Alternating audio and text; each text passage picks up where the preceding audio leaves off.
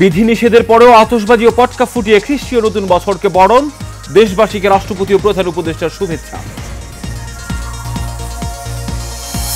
March for unity কর্মসূচি থেকে দ্রুত গণহত্যার বিচার দাবি, 15 জানুয়ারির মধ্যে গণ অভ্যুত্থানের ঘোষণাপত্র দেওয়ার আহ্বান। এবং 14 বছর পর প্রকাশ্যে ছাত্র শিবিরের সম্মেলন, স্বাধীনতার সুফল ভোগ করছে মানুষ, বলেন জামায়াতে আমির, ঐক্যবদ্ধ দেশ গড়ার আহ্বান।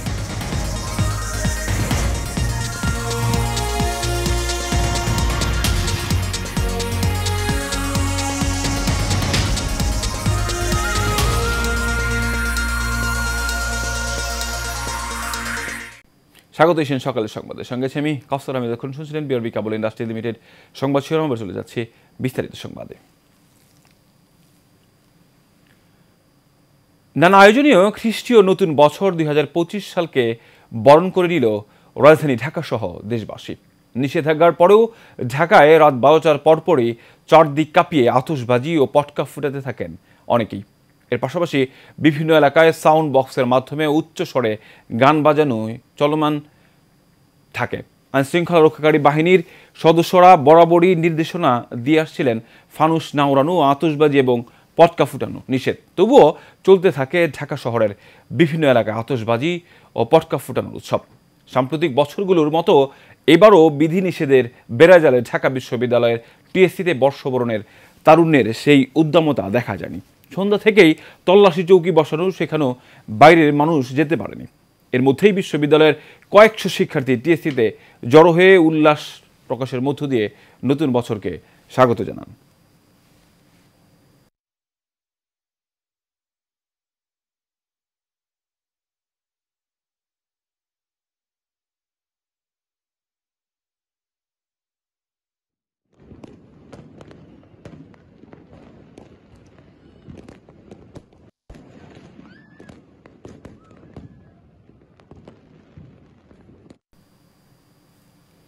খ্রিস্টীয় নতুন বছর 2025 উপলক্ষে দেশবাসী ও প্রবাসী বাঙালি সহ বিশ্ববাসীকে শুভেচ্ছা জানিয়েছেন রাষ্ট্রপতি মোহাম্মদ শাহাবুদ্দিন ও প্রধান উপদেষ্টা প্রফেসর ডক্টর মোহাম্মদ ইউনূস। নতুন বছর উপলক্ষে দেওয়া পৃথক বাণীতে এই শুভেচ্ছা জানান তারা। বাণীতে মোহাম্মদ শাহাবুদ্দিন বলেন, জুলাই আগস্টে ছাত্র শ্রমিক জনতার অভ্যুত্থান পরবর্তী বর্তমান প্রেক্ষাপটে নতুন বছর আমাদের মাঝে বয়ে এনেছে এক নতুন সুযোগ ও সম্ভাবনা। প্রধান উপদেষ্টা বলেন, নতুনের আগমনী বার্তা আমাদের উদ্বেলিত করে, নব উদ্যমে সুন্দর আগামীর পথ চলার জন্য অনুপ্রেরণা যোগায়। নতুন বছর এই মাহেন্দ্রক্ষণে সকল চ্যালেঞ্জ মোকাবেলা করে নতুন সম্ভাবনাকে কাজে লাগিয়ে উন্নতির নতুন শিখরে আরোহণে অঙ্গীকারবদ্ধ বর্তমান অন্তর্বর্তীকালীন সরকার।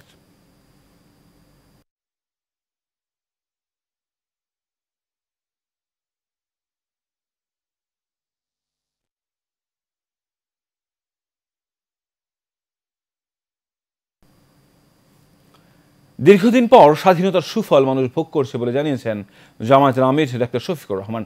গতকাল ইসলামী ছাত্র শিবিরের কেন্দ্রীয় সদস্য সম্মেলনে প্রধান অতিথির বক্তব্যে তিনি বলেন, বিভেদ নয়, সবাইকে নিয়ে দেশ গড়তে চাই। আওয়ামী লীগের আমলে হওয়া হত্যার বিচার জাতি দেখতে চায় বলেও জানান তিনি। আনসার ইসলামের ক্যামেরায় বিস্তারিত মেহরাব সুমনের রিপোর্টে।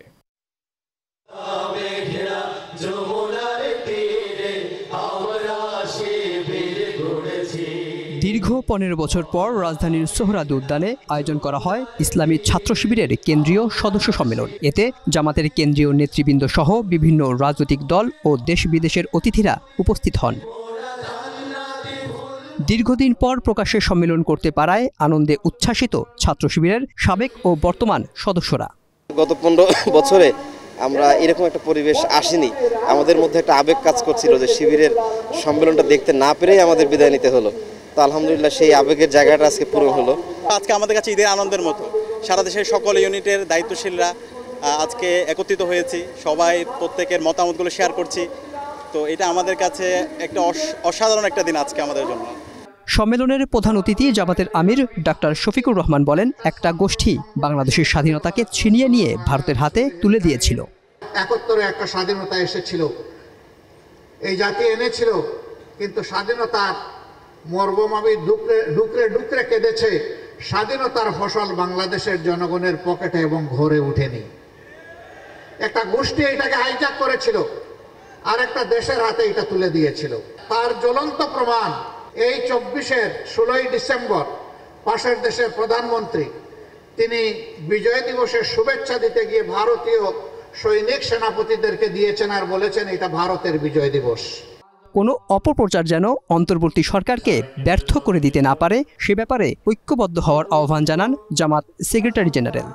জাতীয় ঐক্যের এই আহ্বানে নতুন অন্তর্বর্তীকালীন সরকারের দায়িত্বে একটি নির্বাচিত সরকারের হাতে ক্ষমতা হস্তান্তরের অভিযাত্রাকে যদি কোন চক্রান্ত থামিয়ে দিতে পারে, অন্তর্বর্তীকালীন সরকারকে যদি কেউ ব্যর্থ করে দিতে পারে, মনে রাখবেন জাতির জন্য একটি মহা দুর্যোগ অপেক্ষা করছে।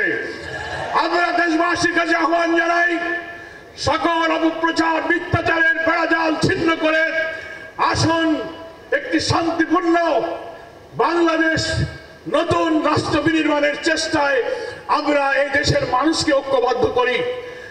এ সময় বক্তারা বলেন, হায়নারা ছাত্র শিবিরকে নিশ্চিহ্ন করতে চেয়েছিল, কিন্তু গণপ্রতিরোধে তারাই পালিয়ে গেছে। কেউ কোনোদিন কোনো সত্যকে চাপিয়ে রাখতে পারে না। 5 আগস্ট শেখ হাসিনা সরকারের পতনের পর দীর্ঘ 15 বছরের অপেক্ষার পাহাড় চিরে বাংলাদেশ ইসলামী ছাত্র শিবির সোহরাওয়ার্দী উদ্যানে সৎ, দক্ষ এবং দেশপ্রেমিক নাগরিক তৈরির উদ্দেশ্যে কেন্দ্রীয় সদস্য সম্মেলন 2024 অনুষ্ঠিত হচ্ছে। সোহরাওয়ার্দী উদ্যান থেকে মেহরাব সুমন, এশিয়ান টেলিভিশন। প্রধান নির্বাচন কমিশনার এএমএম নাসিরউদ্দিন বলেছেন, স্থানীয় সরকার নির্বাচন নয়, জাতীয় নির্বাচনকে সামনে রেখে কাজ করছে নির্বাচন কমিশন।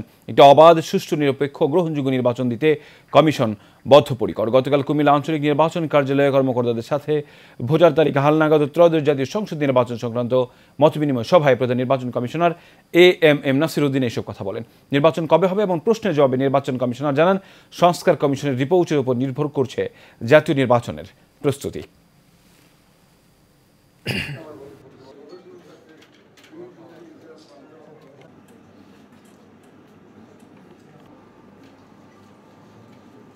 মাননীয় প্রধান উপদেষ্টা যে ইঙ্গিত দিয়েছেন ওনার 16 তারিখের বক্তৃতায়, সেটার আলোকেই প্রস্তুতি নিচ্ছে। এই জন্য সংস্কার কমিশনের রিপোর্টগুলো পেলে হয়তো একটা আন্দাজ করা যাবে যে কবে নাগাদ ইলেকশন হতে পারে। তবে আমরা ওনার বক্তব্যের সাথে একদম মিল রেখেই প্রস্তুতি নিচ্ছি। এ ব্যাপারে আমাদের আর কোনো দ্বিধাদ্বন্দ্ব নেই।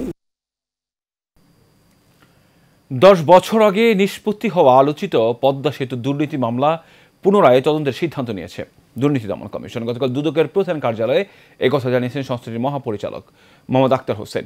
ঘুষ লেনদেনের মাধ্যমে পদ্মা সেতু প্রকল্পের নির্মাণ কাজে পরামর্শক নিয়োগ সংক্রান্ত দরপত্রের অন্যতম দরদাতা এসএনসি লাভলিন ইন্টারন্যাশনাল ইনকে কার্যদেশ পাইয়ে দেওয়ার অপরাধমূলক ষড়যন্ত্র করায় 2012 সালে বনানী থানায় মামলা করা হয়।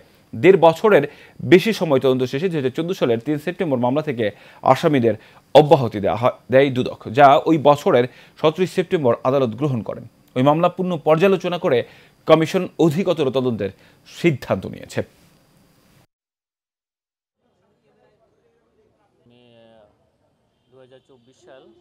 আলোচ্য মামলা সংক্রান্তে গণমাধ্যমে সাম্প্রতিককালে বেশ কিছু তথ্যাদি উঠে এসেছে এবং নতুন তথ্যাদি প্রাপ্তির পরিপ্রেক্ষিতে আলোচ্য মামলাটি বিস্তারিত পর্যালোচনা করা হয়েছে এবং পর্যালোচনা শেষে উক্ত মামলা অধিকতর তদন্তের সিদ্ধান্ত গৃহীত হয়েছে।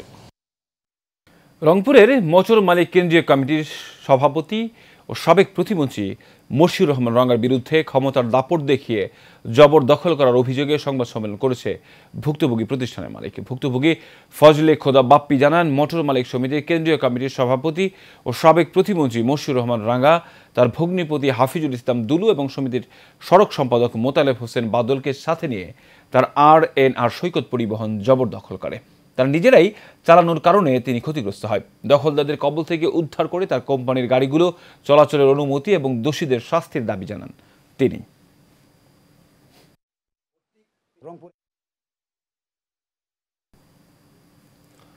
অবশেষে অনুষ্ঠিত হতে যাচ্ছে ঐতিহ্যবাহী সাভার প্রেস ক্লাবের নির্বাচন। ইতিমধ্যেই নির্বাচনী তফসিল ঘোষণা করা হয়েছে।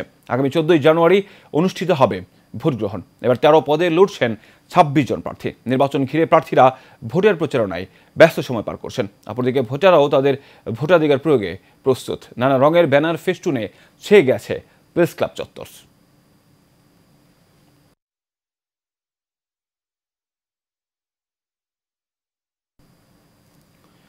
মানিকগঞ্জ জেলায় হরিরামপুর থানায় ইব্রাহিমপুর স্কুল অ্যালামনাই অ্যাসোসিয়েশনের পক্ষ থেকে দরিদ্র মেধাবী বৃত্তি প্রদান করা হয়েছে। এতে উপস্থিত ছিলেন ইশার সাধারণ সম্পাদক এবং হরিরামপুর থানার বিএনপির সভাপতি মোহাম্মদ হান্নান মৃধা, ইশার সভাপতি ডক্টর মোহাম্মদ হায়দার আলী মিয়া, আর উপস্থিত ছিলেন হরিরামপুর থানার সহকারী ভূমি কমিশনার শাহরিয়ার সহ অন্যান্যরা।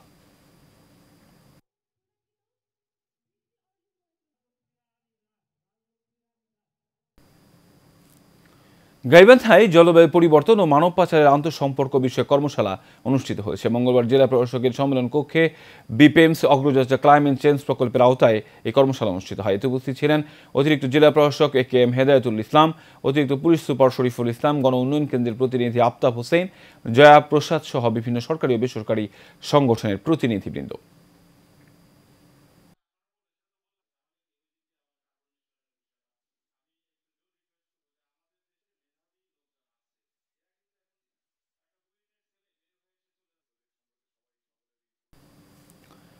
আলুর বীজ কিনে প্রতারিত হওয়ার অভিযোগ করেছেন বগুড়ার শিবগঞ্জ উপজেলার কয়েকজন কৃষক। কৃষকদের দাবি, 1 মাস আগে মাস্টার সিড কোম্পানির জাতের আলুর বীজ জমিতে রোপণ করেন তারা, তবে এখনও এইসব জমিতে ভালোভাবে চারা গজায়নি। আবার কিছু চারা গজালেও নষ্ট হয়ে গেছে রোগে। এতে কৃষকদের পাশাপাশি আলু বীজের খুচরা ও পাইকারি বিক্রেতারাও পড়ছেন বিপাকে। শিবগঞ্জ উপজেলা কৃষিবিদ আব্দুল হান্নান বলেন, বীজ কিনে প্রতারিত হওয়ার বিষয়ে লিখিত অভিযোগ পেলে কঠোর ব্যবস্থা নেওয়া হবে।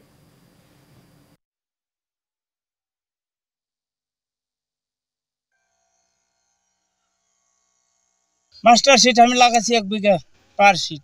এই আলুগুলো নিয়ে আমরা খুব মার খেয়েছি। আর পাহাড় সিট, এই দুটাই আমরা একেবারে ধ্বংসের পথে চলে গেছি। আমার ধারণা এটা ইন্ডিয়ান খাওতা আলু আসছে, ওরা বীজ আকারে সাইজ করে বীজ করে বিক্রি করার কারণে আমরা এই মাস্টার সিট আলু নিয়ে মার খাইছি। যারা এই বীজ আলু খারাপ দিয়েছে এদের প্রতি কিছু কঠোর আইন ব্যবস্থা নিতে হবে। হরিরামপুর থেকে ভাই হাসান ট্রেডার্স, ওই যে আপনার সাদা মিউজিক আলুটা মাস্টার সিট, আপনি তো কালকে আসতে চাইছিলেন ভাই, কৃষকগুলা তো একদম ক্ষয়ক্ষতি হয়ে গেছে ভাই, আপনার আলু একদম পাতা উল্টে গেছে সব। আলু বীজ নিয়ে যে ধরনের সমস্যা, এই ধরনের সমস্যার কারণে আমাদের এখনো কোনো প্রকারে কোনো লিখিত অভিযোগ আমাদের উপজেলা কৃষি অফিসে আসে নাই। যদি কখনো কোনো অভিযোগ পাওয়া যায় তাহলে সেটা সত্যতা নিশ্চিত করার জন্য আমরা উপজেলা কৃষি অফিস প্রয়োজনীয় ব্যবস্থা গ্রহণ করি। নরসিংদীর রায়পুরায় অবৈধভাবে ফসলি জমির মাটি কাটার অভিযোগে একজনকে 50,000 টাকা অর্থদণ্ড প্রদান করেছেন ভ্রাম্যমাণ আদালত। ভ্রাম্যমাণ আদালতের নির্বাহী ম্যাজিস্ট্রেট ও উপজেলার সহকারী কমিশনার শফিকুল ইসলাম এই আদালত পরিচালনা করেন। সহকারী কমিশনার শফিকুল ইসলাম জানান, বাহাদুরপুর গ্রামের ফসলি জমি থেকে ভেকু দিয়ে মাটি উত্তোলন করা হচ্ছে এমন সংবাদে ওই এলাকায় অভিযান চালানো হয়। এ সময় একজনকে আটক করে মোবাইল কোর্টের মাধ্যমে 50,000 টাকা অর্থদণ্ড প্রদান করা হয়।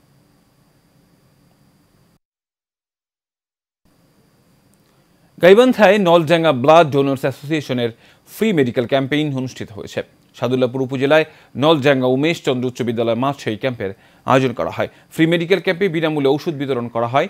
ব্লাড ডোনার্স অ্যাসোসিয়েশনের সভাপতি সৌরভ গাঙ্গুলির সভাপতিত্বে ও ইব্রার জাহিদের সঞ্চালনায় ফিতা কেটে চিকিৎসা সেবার উদ্বোধন ও ক্রেস্ট প্রদান করা হয়। এতে উপস্থিত ছিলেন শহীদ জিয়া মেডিকেল কলেজ ও হাসপাতালের সাবেক পরিচালক এবং জেলা বিএনপির সভাপতি ডাক্তার মইনুল হাসান সাদিক। এ সময় নলডাঙ্গা উমেশ চন্দ্র উচ্চ বিদ্যালয়ের প্রধান শিক্ষক সুনীল কুমার গাঙ্গুলি সহ আরও অনেকেই উপস্থিত ছিলেন।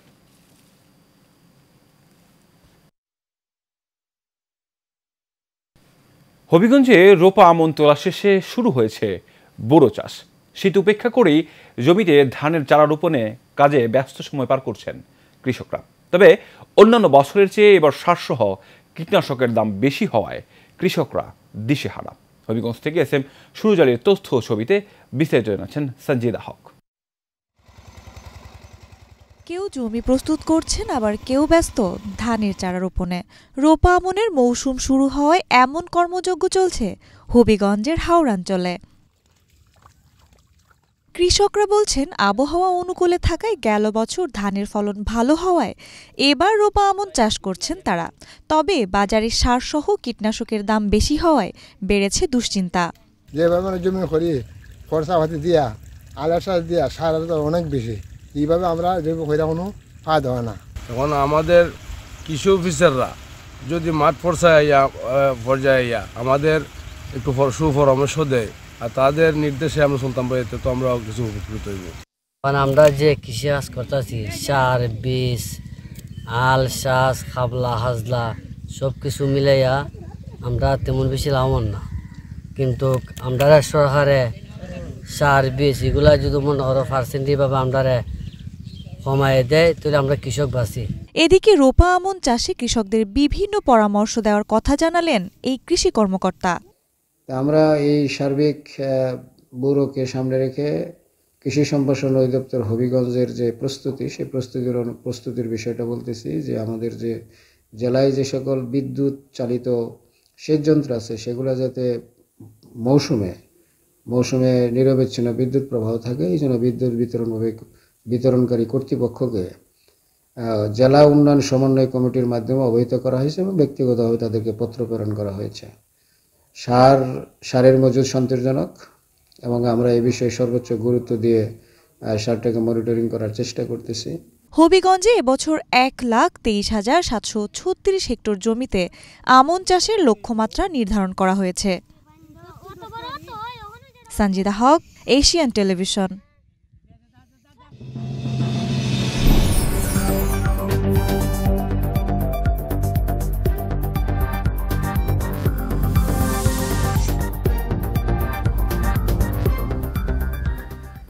চট্টগ্রাম সংবাদ। বাংলাদেশ নৌবাহিনী পরিবার কল্যাণ সংঘ চট্টগ্রামের উদ্যোগে গরিব দুস্থ শীতার্তদের মাঝে শীতবস্ত্র বিতরণ করা হয়েছে। চট্টগ্রামের পতেঙ্গাস্থ নাবিক আবাসিক এলাকা 2-এ বাংলাদেশ নৌবাহিনী পরিবার কল্যাণ সংঘ চট্টগ্রাম শাখার চেয়ারম্যান শারমিন ইরশাদ প্রধান অতিথি হিসেবে উপস্থিত থেকে এসব শীতবস্ত্র বিতরণ করেন। এই সময় বাংলাদেশ নৌবাহিনী পরিবার কল্যাণ সংঘ চট্টগ্রাম শাখার কার্যনির্বাহী কমিটির সদস্যবৃন্দরা উপস্থিত ছিলেন।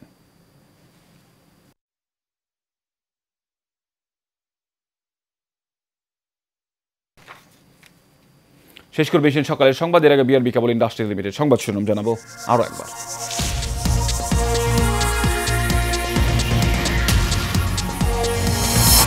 বিধিনিষেধের পরেও আতশবাজি ও পটকা ফুটিয়ে খ্রিস্টীয় নতুন বছরকে বরণ, দেশবাসীকে রাষ্ট্রপতি ও প্রধান উপদেষ্টার শুভেচ্ছা। মার্চ ফর ইউনিটি কর্মসূচি থেকে দ্রুত গণহত্যার বিচার দাবি, 15 জানুয়ারির মধ্যে গণ অভ্যুত্থানের ঘোষণাপত্র দেওয়ার আহ্বান। এবং 14 বছর পর প্রকাশ্যে ছাত্র শিবিরের সম্মেলন, স্বাধীনতার সুফল ভোগ করছে মানুষ, বলেন জামায়াত আমির, ঐক্যবদ্ধ দেশ গড়ার আহ্বান।